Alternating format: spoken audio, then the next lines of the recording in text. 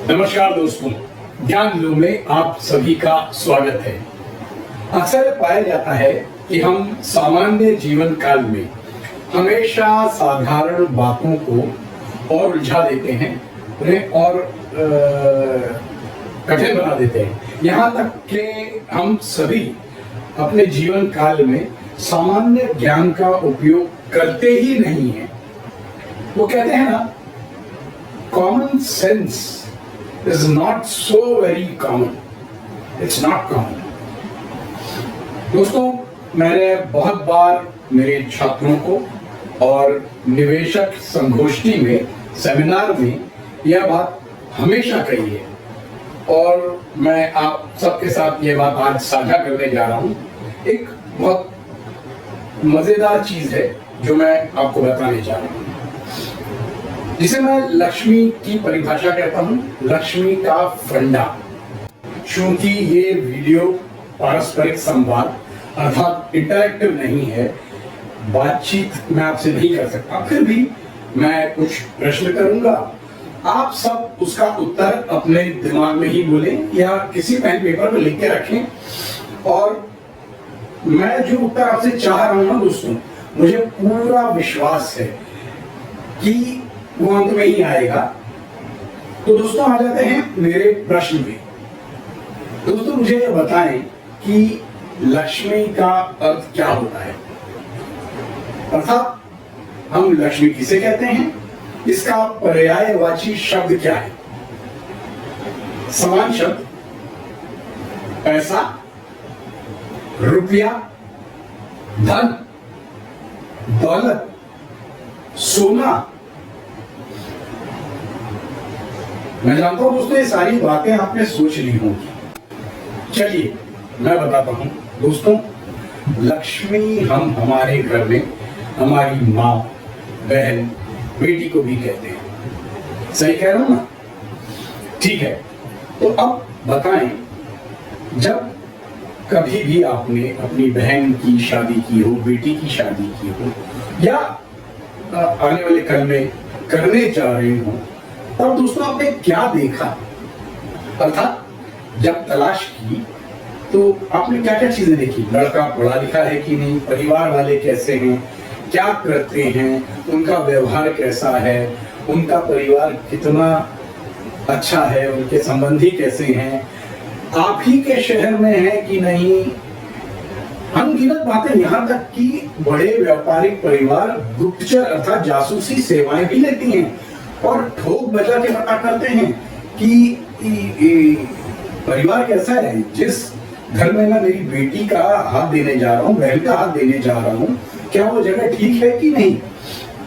दोस्तों, क्या हम सिर्फ पंडित जी या किसी मित्र के कहने पे हमारी बहन का, बेटी का हाथ किसी दूसरे व्यक्ति के हाथ में देते हैं? तो दोस्तों, जैसा मैंने कहा कि क्या किसी पंडित जी, मित्र के कहने पर हमारी बहन बेटी का हाथ किसी और व्यक्ति को देते हैं? नहीं ना, हम ऐसा नहीं करते। तो दोस्तों, जैसे हम हमारी बहन बेटी के विवाह के समय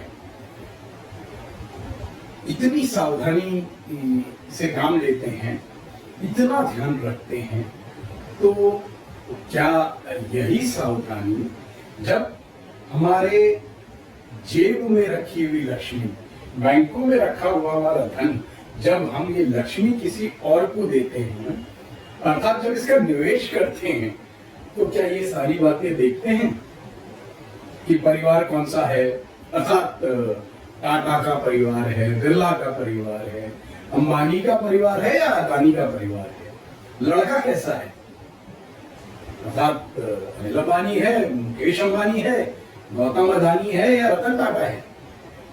साथ साथ हम ये देखते हैं कि परिवार का इतिहास क्या है, कितना पुराना इतिहास है, अर्थात कंपनी कितने सालों से बाजार में है, टिकी हुई है। साथ साथ में दोस्तों, हम ये देखते हैं कि ये कंपनी किस क्षेत्र में कार्यरत है, क्या जिस क्षेत्र में वो कार्यरत है क्षेत्र आज भी चल रहा है कि नहीं। दोस्तों मैं समझ सकता हूं कि आम आदमी के लिए, साधारण आदमी के लिए निवेश करते हुए किसी बैलेंस शीट को पढ़ना, उसे देखना कठिन होगा, परंतु इन सामान्य बातों का तो ख्याल रख सकता है, ध्यान रख सकता है। तो ये जो चीज है, सामान्य सी चीज है, हमें ये चीजें ध्यान में रखनी चाहिए। जब हम किसी और के कहने पे इस तरीके से विवाह नहीं करते, फिर ये जो पैसा है हमारा खुद का कमाया हुआ, निवेश करते समय सिर्फ ये सुनकर कि राकेश झुनझुनवाला ने इसमें पैसा डाला है, इसके भाव बढ़ रहे हैं, ये हम निवेश क्यों करते हैं? इस प्रकार के हमारी सोच क्यों होती है?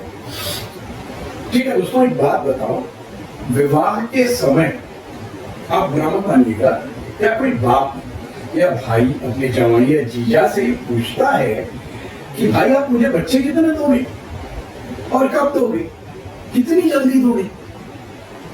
नहीं दोस्तों, ऐसा नहीं होता।